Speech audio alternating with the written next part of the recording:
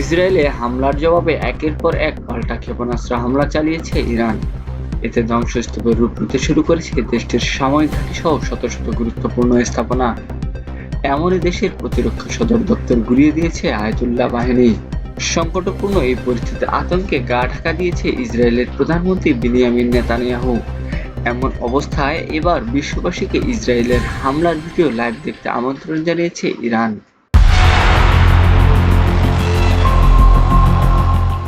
ইরান-ইসরায়েলের মধ্যে পাল্টাপাল্টি হামলার ঝড়ে মধ্যপ্রাচ্য বিরাজ করছে চরম উত্তেজনা। পারমাণবিক ও সামরিক স্থাপনার হামলার জবাবে ইসরায়েলেও শত শত ব্যালিস্টিক ক্ষেপণাস্ত্র নিক্ষেপ করেছে ইরান। শুধু তাই নয়, নতুন করে আবারও তেহরানে হামলা শুরু করেছে তেল আবিব। এমন পরিস্থিতিতে হামলার জবাবে পাল্টা হামলার কঠোর হুঁশিয়ারি দিয়েছে ইরান।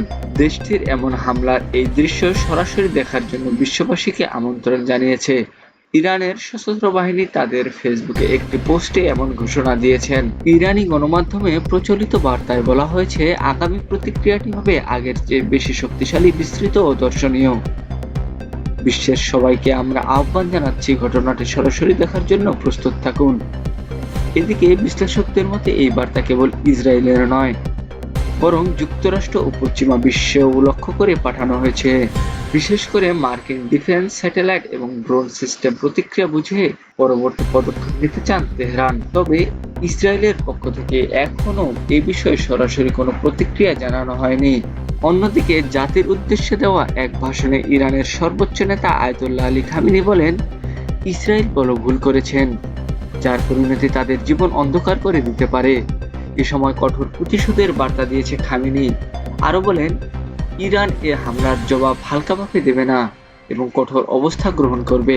ওই ভাষণে আয়াতুল্লাহ আলী খান আরো বলেন, আমরা তাদের প্রতি সহনশীলতা দেখাবো না, কঠোর পদক্ষেপ নেওয়া উচিত এবং তা নেওয়া হবে। আমাদের ইসলামী প্রজাতন্ত্র ও আল্লাহর অনুগ্রহে ইহুদি সরকারকে আমরা পরাজিত করব ইনশাআল্লাহ। আশরাফুজ্জামান, সবার নিউজ।